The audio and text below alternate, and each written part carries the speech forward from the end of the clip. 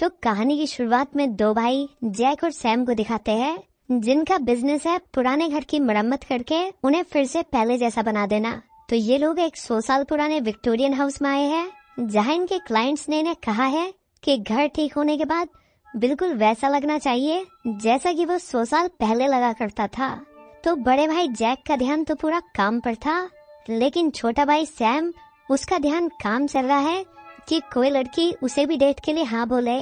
इसके बाद ये लोग बेसमेंट में जाते हैं, जहाँ पर जैक तो बैरोमीटर को देख रहा था, जबकि सैम के पास फ्रेंचेस्का नाम की लड़की का मैसेज आ गया। वो उससे मिलना चाहती थी, इसलिए सैम बिजनेस को भाड़ की भट्टी में छोड़कर फ्रेंचेस्का से मिलने क्लब पहुंच गया। सैम लेट था तो उसने फ्रेंचेस्का से माफी मांगी और कहा कि वो अपने भाई की वजह से लेट हो गया। इस पे फ्रेंचेस्का ने पूछा कि क्या तुम अक्सर अपने भाई को जिम्मेदार ठहराते हो हर चीज के लिए? तो सैम ने कहा नहीं, जो कांड वो करता है मैं उसे उसके लिए ही जिम्मेदार ठहराता हूँ। जैसे कि उसने एक आदमी से शादी कर ली और अब वो एक मुझे बिल्कुल ठीक नहीं लगी। पता नहीं दोनों में से बच्चे को माँ का प्यार कौन देगा। इसके बाद फ्रेंचेस्का सैम को वापस विक्टोरियन हाउस पर छोड़ने आई। फ्रेंचेस्का के जाने के बाद जैक ने उससे कहा कि उसे फैमिली बिजनेस को चलाने के लिए उसका हाथ बटाना चाहिए, लेकिन सैम को फैमिली बिजनेस में कोई दिलचस्पी नहीं थी, वो तो कुछ बड़ा करना चाहता था। इस पर जैक ने कहा कि तुम्हारा अमीर बनने का ये प्लान था कि तुम्हें 100 साल पुराने कोई बड़े फेमस बेसबॉल प्लेयर का कार्ड मिल जाए जो कि तुम $1 मिलियन में बेच सको, यही था ना तुम्हारा प्लान? इसके जवाब में सैम ने कहा तो किसी के बाथरूम साफ करने से तो बढ़िया ही प्लान है। असल में सैम अभी भी जानता नहीं था कि उसे लाइफ में क्या करना है, वो अभी भी अपनी लाइफ के पर्पस को ढूंढ रहा था। अब ये दोनों भाई घर की मरम्मत करने के लिए काम में जुट गए। इन्होंने टूटे हुए फर्श को हटाया और वहाँ पर नया फर्श बिछाया और भी काफी सारे काम किए। यही काम करते करते सैम को फ्लोर के हिस्से में कुकी बॉक्स मिलता है।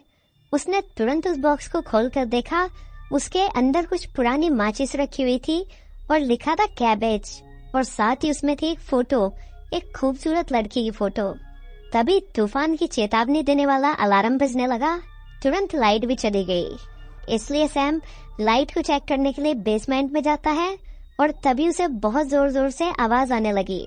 उसके कान फटराने लगती है ताकि घर एकदम परफेक्ट कंडीशन में है, सारा सामान अपनी जगह पे रखा हुआ था, फर्नीचर वगैरह सब।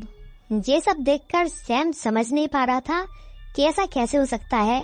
थोड़ी देर पहले तो ये घर खंडर बना हुआ था और अब अचानक एक महल, अगर वो यहाँ से नहीं गया तो वो उसे शूट कर देगी। सैम ने उसे शांत करने से कहीं नहीं दिखाई दे रहा। लड़की ने उसकी एक नहीं सुनी और जैसे ही लड़की की माँ थी है तो लड़की ने सैम को तुरंत जाने के लिए कहा, क्योंकि अगर उसकी माँ ने उसे किसी पराई मर्द के साथ देख लिया तो विवाद हो जाएगा। सैम उसकी बात समझकर वहाँ से चला गया। और क्या घर में कोई और भी था? इस पर एवलिन ने कहा कि घर में कोई नहीं था। दरअसल एवलिन की शादी होने वाली है एक अमीर घर के लड़के विलियम से, और विलियम ही उन लोगों की आखिरी उम्मीद था क्योंकि वे कर्जे में डूबे हुए थे। और अगर विलियम से एवलिन की शादी नहीं हुई तो उनका घर, जमीन, सब कुछ नीलाम हो जाएगा। इसलिए एवलिन की माँ बिल्कुल भी रिस्क लेना नहीं चाहती थी। इसी बीच सैम शहर में घूमने लगा। सब कुछ यहाँ पर पुराने जमाने का था। वो ये सब देखकर काफी हैरान था। तभी उसकी नजर एक दुकान पर पड़ी जहाँ पर लिखा हुआ था कि ये 1919 का समय है। ये देखकर सैम के तोते उड़ गए। दूसरी तरफ एवलिन बेसमेंट में कुछ पुराने रिकॉर्ड बजा रही थी और उनके साथ गाना भी गा रही थी। उसकी मॉम ने उसे गाते हुए सुन लिया और उसकी मॉम ने तुरंत उसे सारे रिकॉर्ड वापस करने के लिए कहा, क्योंकि विलियम को नहीं पसंद कि उसकी होने वाली बीवी गाना गाए। ऑब्वियसली विलियम को भी नहीं पसंद तो उसकी मॉम को भी नहीं पसंद। एवलिन ने रिकॉर्ड देने से मना कर दिया क्योंकि वो रिकॉर्ड्स उसके नहीं है और उसका भाई इस दुनिया में नहीं है, इसलिए आज इनकी ऐसी हालत है। तभी वहाँ अचानक एंगेजमेंट पार्टी में इनवाइट किया।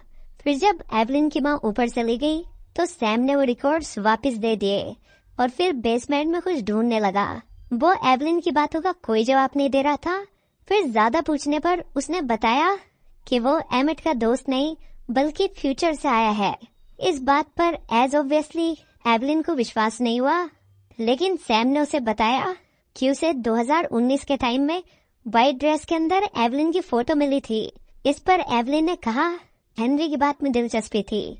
हालांकि हेनरी घर जा चुका था और जब एवलिन ने सैम से उसे घर तक छोड़ने के लिए कहा तो सैम मान गया और वे दोनों रात बेरात शहर में घूमने लगे। एवलिन ने सैम से पूछा कि फ्यूचर कैसा होगा, तो सैम ने बताया कि फ्यूचर में स्पीकर्स होंगे जिनमें से तेज तेज आवाज आएगी, बिल्कुल आज के रिकॉर्ड प्लेयर की तरह। उसने उसे टीवी और इंटरनेट के बारे में बताया जो कि एवलिन के सर के ऊपर से निकल गया। तभी वे एक रेस्टोरेंट के फ्रेंड को पहले भी देखा हो। इस पर एवलिन ने उसे अंदर चलने के लिए कहा। रेस्टोरेंट के नीचे एक क्लब था जिसमें एंट्री करने के लिए पासवर्ड बताना पड़ता था और वो पासवर्ड था कैबेज। तो ये दोनों अब अंडरग्राउंड बार में आ गए। सैम को यहाँ पर सेम वही माचिस मिली जो उसे 2020 में मिली थी। उसने माचिस की डिब्बी अपनी जेब में रख ली और फिर उसने एवलिन को डांस के लिए पूछा। डांस के बाद सैम ने उसे गाना गाने के लिए मोटिवेट किया। एवलिन को लगता था कि उसके बाद वो एवलिन को अपने साथ ले गई। इसके बाद सैम हेनरी के घर जाता है और उससे तूफान के बारे में पूछता है। तो हेनरी ने बताया कि जब भी तूफान आता है तो इस बैरोमीटर की सुई उल्टी तरफ घूमने लगती है। इस पर सैम ने कहा कि जब आखिरी बार तूफान आया था तो ये सुई बहुत तेज घूम रही थी। हेनरी ने उसे बताया कि ऐसा तभी हो सकता है जब बहुत ही तेज तूफान आए। इसका मतलब सैम फ्यूचर में तभी जा सकता है जब बहुत तेज तूफान आएगा। फिर सैम ने उससे बैरोमीटर मांगा लेकिन हेनरी ने मना कर दिया। जब सैम ने कहा कि वो इसके बदले मुफ्त में उसके दरवाजे सैम एवलिन के पास पहुंचा तो एवलिन अपना सारा सामान पैक करके भागने की तैयारी कर रही थी। सैम ने उससे कहा कि उसे कहीं फ्यूचर में ले जाने वाला है।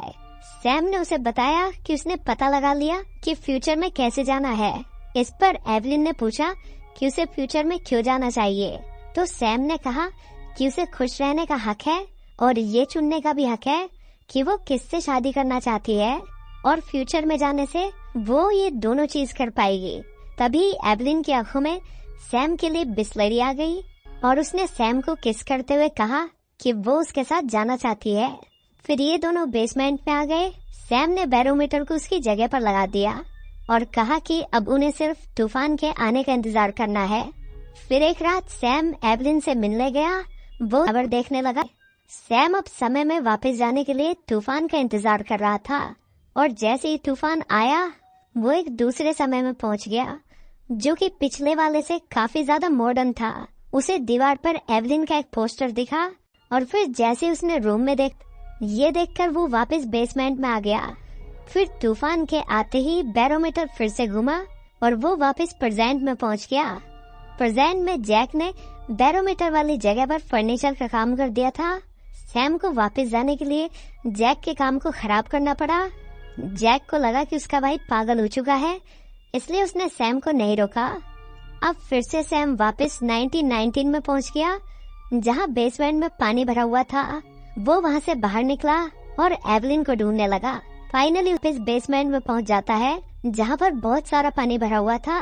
वहीं बेसमेंट में ही वरंत उसका हाथ पकड़ लिया लेकिन बैरोमीटर के घूमते ही उसने एवलिन का हाथ छोड़ दिया और वो बिना सैम के ही प्रेजेंट में आ गई।